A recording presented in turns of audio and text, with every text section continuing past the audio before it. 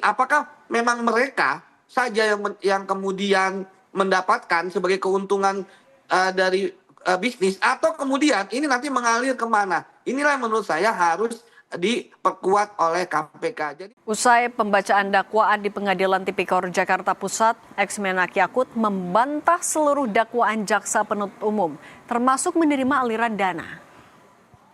Saya sampaikan, saya tidak pernah menerima satu rupiah pun dari proses ini.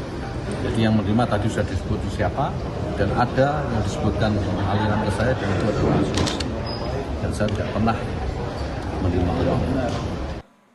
Dalam sidang perdana kasus korupsi kuota haji yang menghadirkan ex-Menak Yakut, jaksa membacakan sejumlah dakwaan. Di antaranya, Yakut bersama-sama merugikan negara 622 miliar rupiah. Kita akan bedah sejauh mana bukti dan fakta di persidangan mampu menguatkan dakwaan adanya korupsi dalam pembagian kuota haji. Sudah bersama kami Heri Firmansyah, pakar hukum pidana Universitas Tarumanegara, dan Yudi Purnomo, ex-penyidik KPK. Selamat malam semuanya. selamat malam Mbak Cindy. Saya ke Pak Heri dulu ya. Pak Heri, sebenarnya kami sebagai publik, bagaimana kami bisa memahami ketika sebuah kasus merugikan negara sampai 622 miliar rupiah, itu kalau dibedah atau diartikan seperti apa sih Pak 622 miliar dalam kasus ini? Nah, ini tentu bukan jumlah yang sedikit ya. Kalau kita mengacu pada dakwaan, kan ada pasal 603 KUHP yang baru, Undang-Undang 1 tahun 2023. Kemudian juga berkaitan dengan ada menggunakan turut serta, pasal 20C ya, kalau saya tidak salah mencatat. Ada pasal 18 juga, Undang-Undang Tindak Pidana Korupsi 3199 Junto 20 2001, yang dimana ini ada pidana tambahan, pidana denda nantinya. Nah, kasus kan sebenarnya berkaitan dengan adanya inisiasi dari kerajaan Saudi Arabia ya untuk menambah kuota, karena masa tunggu haji itu sama sekali Mbak Cindy, sampai 30 sampai 40 tahunan lebih. Maka ditambah kuotanya. Nah, dalam konteks menambah kuota ini ada porsi yang harus memang dibaca nanti yang berkaitan dengan angka 600 sekian miliar tadi. Begitu ya. Apakah pembagian porsi tadi itu memang sesuai dengan Undang-Undang Penyelenggaraan Ibadah Haji dan Umroh yang sekarang sudah dipisah kementeriannya di Presiden Prabowo Subianto ya, Undang-Undang 8 tahun 2019. Yang akan dicermati nanti adalah ketentuan di pasal 9 dan pasal 64 ayat 2. Nah, dalam konteks apakah kemudian ada mendapatkan kickbacks, adakah konflik of interest, apakah pengambilan keputusan untuk adanya kuota haji reguler dan khusus ini di luar dari yang seharusnya dilakukan, apakah dari ditawarkan oleh pihak-pihak swasta. Nah, ini yang akan kemudian diperhatikan betul oleh teman-teman KPK sebagai pendakwa dalam kasus ini ya, yang akan kemudian bicara dalam konteks delik material, akibatnya adalah merugikan keuangan negara sebanyak 600 sekian miliar tadi. Nah, ini kan yang harus kemudian dapat dibuktikan, karena sekali lagi saya tadi mulai dengan kata bahwa ini bukan jumlah yang kecil Mbak Cindy. Maka aliran dana ke sana bahkan tadi di-challenge sama kuasa hukum ya. Nanti mungkin Bang Yudi juga bisa tanggapi itu ketika dia katakan kok tidak dilapis dengan menggunakan ketentuan Undang-Undang Tindak Pidana Pencucian Uang. Nah, ini seakan-akan juga menimbulkan persoalan baru dengan menarik mungkin pusaran di kasus yang lain. Saya harap KPK bisa fokus pada dakwaan yang sudah disampaikan, khususnya di pasal 603 yang dulunya di pasal 2 ya, Undang-Undang Tindak Pidana Korupsi. Oke. Saya rasa itu. Oke, Mas Yudi, tapi kalau didakwa merugikan negara sampai 622 miliar, artinya jaksa KPK dalam masa pembuktian ini apa saja yang harus dihadirkan untuk membuktikan angka yang besar itu? Ya, kalau kita bicara angka 622 miliar, ini kan KPK hitungannya berdasarkan 3 hal ya. Selisih ya antara haji yang seharusnya berangkat dengan yang tidak berangkat, kemudian ternyata ada kuota petugas haji juga, kemudian juga ada fee jual beli kuota haji. Maka saya katakan bahwa ini adalah uang semua. Ya, berbeda dengan pengadaan barang dan jasa yang masih debatable ya, terkait dengan angka dari barang-barang tersebut. Tapi ini kan uang-uang yang berusaha berdasarkan hitungan. Tentu follow the money sangat penting ya dalam menangani kasus ini. Nah, kalau kita bicara mengenai dakwaan tadi ya, tentu ada beberapa hal yang menurut saya menjadi catatan. Pertama mengenai penerimaan dari Gus Yakut ya yang sebesar hampir 5 miliar itu, yang saya lihat ini kan masih terlalu kecil ya dibandingkan dengan 622 miliar. Ada juga terdakwa lain ya hampir 90 M dan sebagainya. Karena bagi saya kasus ini tentu adalah kasus yang sangat menarik ya, dimulai dari adanya suatu pemufakatan di antara penyelenggara negara dengan pihak penyelenggara haji khusus ya kan, kemudian menghasilkan kesepakatan-kesepakatan dan kemudian akhirnya muncullah nilai 622 miliar ini yang bagi saya ya tentu tersangkanya jangan hanya 4 ini ya, bahkan semuanya itu harusnya menjadi tersangka para penyelenggara haji khusus tersebut. Kenapa? Karena mereka adalah bagian dari orang-orang yang sudah merencanakan dari awal sampai akhir. Itu yang pertama. Kemudian yang kedua, bahwa pencucian uang yang dilakukan ya tentu akan sangat menarik ya, bahwa penggunaan ya travel haji khusus ini ya bagi saya adalah semacam sebagai gatekeeper ya untuk kemudian menerima uang-uang ini. Nah, sekarang permasalahannya adalah ya mengapa kemudian tidak dilakukan pencucian uang? Apakah kemudian karena para travel haji khusus ini mengembalikan uang? Saya pikir mereka tidak hanya sekedar mengembalikan uang kemudian dimaafkan ya. Karena apa? Karena kesepakatan dari awal.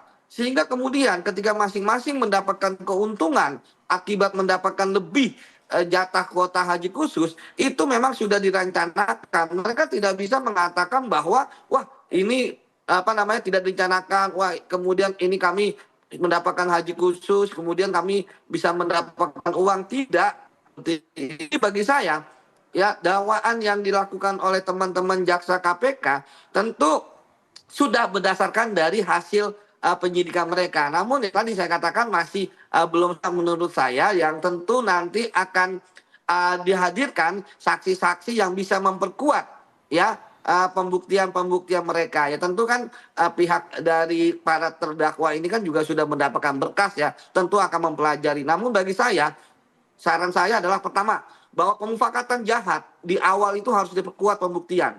Bahwa memang ada kesepakatan di mereka dengan adanya haji khusus yang kemudian dijadikan lebih dari aturan, itu akan mendapatkan keuntungan. Di situ ada kesepakatan seperti itu. Kemudian yang kedua, mengenai pemanfaatan aliran uang ini, ya inilah yang sangat menarik. Ya, siapa yang kemudian sesungguhnya menjadi penerima manfaat dari aliran-aliran uang ya yang didapatkan oleh para haji khusus ini? Apakah memang mereka saja yang kemudian mendapatkan sebagai keuntungan dari bisnis, atau kemudian ini nanti mengalir kemana? Inilah yang menurut saya harus diperkuat oleh KPK. Jadi bukan hanya terbatas kepada 4 terdakwa, tapi juga harus melebar kepada para pelaku-pelaku lainnya. Begitu Mbak. Kalau misalnya memang perlu adanya pengembangan nanti ada dari fakta persidangan ketika persidangan ini berlangsung, tapi kalau Pak Heri menurut Anda sebenarnya pasal yang digunakan oleh jaksa sekarang sudah cukup kuat belum untuk membuka nama-nama lain? Ya, kalau kita melihat ada pasal 20 huruf C ya, ada kalau nggak salah saya itu turut serta. Dengan kata lain ini uh, uh, penyertaan dalam naming ada satu tindak pidana pelakunya lebih dari 1 orang. Nah, mungkin dalam perkembangannya nanti bisa saja ditemukan fakta-fakta baru yang mengkerucut pada adanya tersangka baru, Mbak Cindy. Itu yang kita tunggu adalah penyelesaiannya sampai ke akar permasalahan, ya kan? Karena memang di awal KPK mungkin memproses ini dari messengernya saja kan, dari peluncur-peluncurnya yang berkaitan langsung dengan kasus ini. Baru kemudian ke tengah ketemu mungkin Pak Yakut ini ya, menurut versinya KPK tentunya. Nah ini kan yang perlu diyakinkan, tidak hanya bicara tentang uang, bagaimana kemudian ya pembuatan keputusan tadi itu ada tidak menguntungkan orang lain tadi ya, korporasi dan lain sebagainya. Kemudian juga pengambilan keputusannya seperti apa, apakah sesuai dengan prosedur atau tidak. Karena kalau bayangan saya ini arahnya akan coba dibicara bahwa dalam tataran ini adalah tataran administratif saja, bahwa itu semua adalah bagian dari diskresi si pembuat keputusan tadi.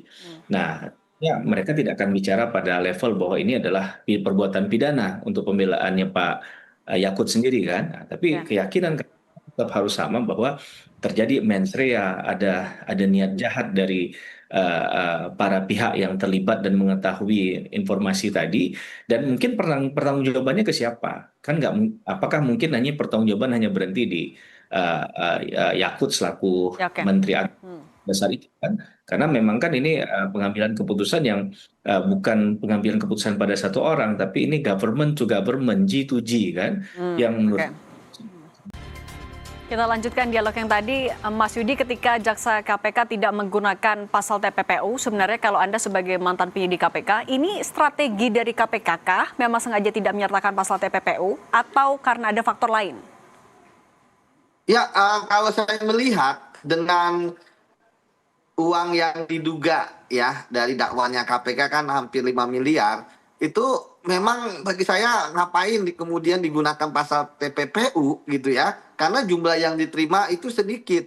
Itulah sebabnya saya melihat bahwa dalam kasus ini KPK masih belum banyak mendapatkan ya bukti-bukti terkait mengenai uang sebanyak 622 miliar terkait dengan kerugian negara.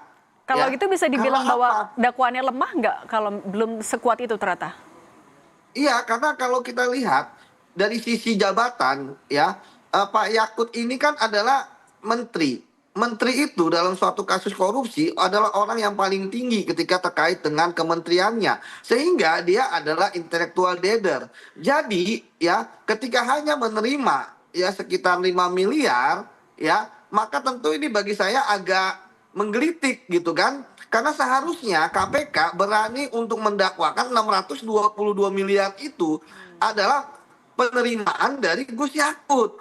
Karena penerimaan misalnya dari 3 terdakwa lain ataupun kemudian dari 313 travel itu kan seharusnya adalah sebagai on behalf-nya. Kalau memang seperti itu, tapi kalau kita bicara bahwa penerimaannya hanya 5 miliar, maka nanti pengganti kerugian denda pengganti kerugiannya itu ya hanya sekitar 5 miliar saja gitu kan. Bagi saya untuk suatu kasus yang 622 miliar ya, maka nanti pengembalian jika pun nanti divonis bersalah ya Pak Yakut ini itu kan nggak banyak gitu kan. Ini yang menurut saya harusnya dikejar ya dari ya para travel itu ya kemana ya nanti ya akhir dari uang-uang mereka ya. Kalau kemudian ternyata akhir dari uang-uang mereka adalah untuk mereka para travel ini, maka bagi saya penyidikan kemarin belum tuntas, sebab justru kan lebih banyak yang dinikmati para travel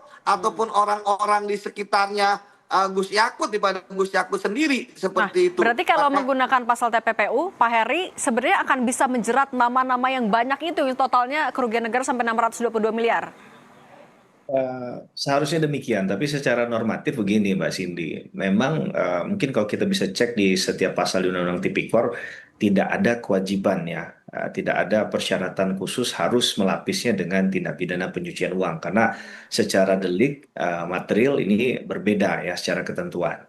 Nah, ini kita bantuin KPK untuk menjawab atau nyapu-nyapu urusan inilah gitu ya. Tapi sebenarnya bahwa esensinya adalah kalau memang ini tindak pidana korupsi ada ingin mengembalikan kerugian keuangan negara, tentu kan yang dikejar adalah jumlah ya, jumlah dari total kerugian yang disebutkan tadi yang menurut kita ya fantastis ya, ratusan miliar dibandingkan dengan angka yang tadi sudah disebutkan mungkin kurang bahkan dari 5 miliar. Nah, bagaimana kemudian mengkonstruksi itu?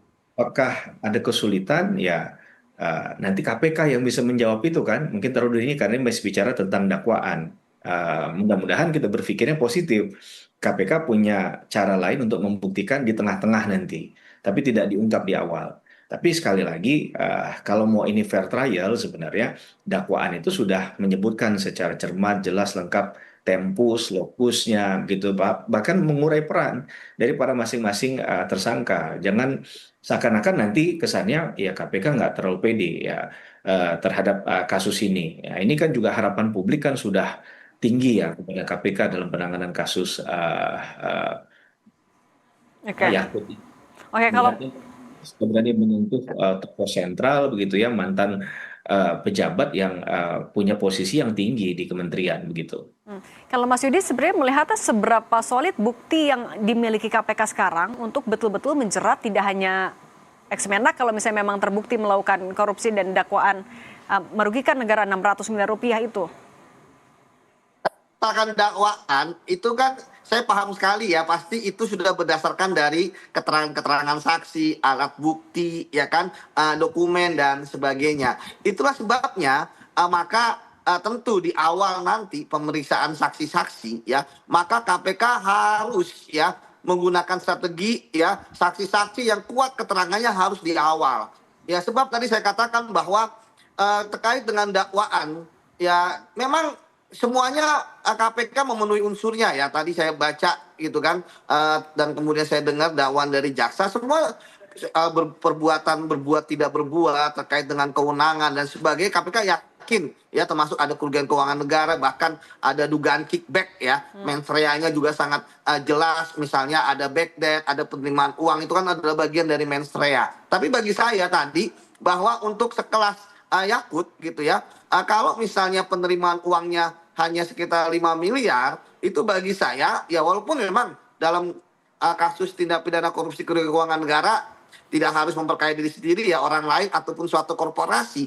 Makanya kenapa ketika KPK yakin ada penerimaan hanya sebenarnya 5 miliar dibandingkan 622 miliar, KPK harus membangun konstruksi bahwa 620 miliar yang lain, 617 miliar yang lain itu adalah bagian ya dari adanya kesepakatan pemufakatan jahat di awal gitu. Jadi semua sudah mengetahui 313 para travel itu sudah mengetahui bahwa mereka akan mendapatkan keuntungan banyak berdasarkan dari pemufakatan di awal itu. Nah, jadi itulah yang bagi saya yang perlu dibuktikan adalah bahwa benar di awal itu kesepakatan jahat itu, pemufakatan jahat itu benar-benar kuat buktinya, sehingga kemudian KPK bisa mengambil 622 miliar tersebut secara bersih ya untuk memulihkan aset, karena terkait pemidanaan bukan hanya pemenjaraan tetapi juga yang paling penting adalah mengembalikan atau memulihkan aset, seperti itu Mbak. Jadi KPK harus membuktikan pemufakatan jahat, mens rea-nya dan sebagainya di awal